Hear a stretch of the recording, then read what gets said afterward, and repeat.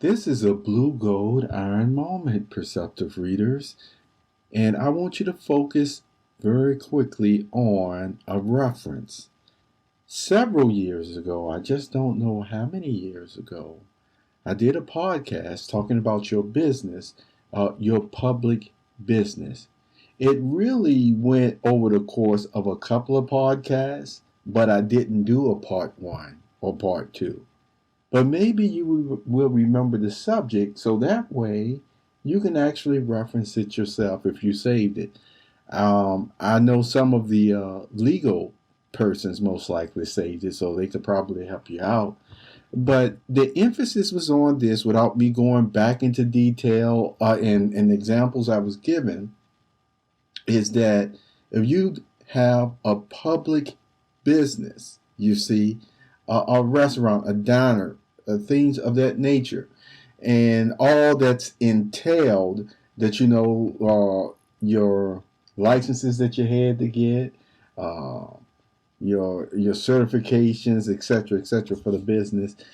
Well, there are other laws, you see, of the land, so to speak, that basically counteract what the type of Jim Crow laws were, which were, segregation. In this case, they were focusing on skin color, but all the same.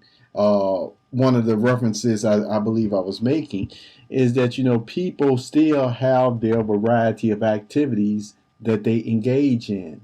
And whether you agree with those activities or not, then they still have the right to patronage, these public places, these public buildings.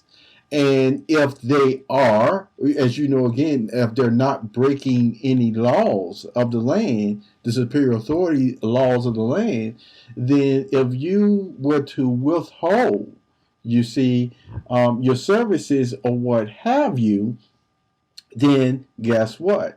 You will actually be in spirit and most likely more going into that Jim Crow type of segregation and separation, which we know now has boiled down to just straight up discrimination. In that case, it was for a group of people's skin, but now in this case today, people, I told you, have taken it to another level of getting into people's personal business and then trying to take it out into the public, even in areas where you are supposed to, like I said, service people. Otherwise, it is straight up discrimination.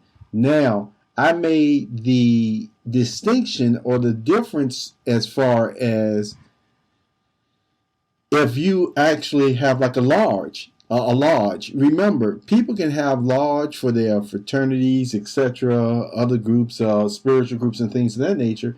And so, guess what? That lodge is membership only. And then, who knows? They may have again special times during the day where it's during the public. But all the same, if it is a private function, then yes, you can have a membership only. But if you actually have it open up to the public, the way, like I said, restaurants, diners, look, I want to mention Walmarts and stuff like that.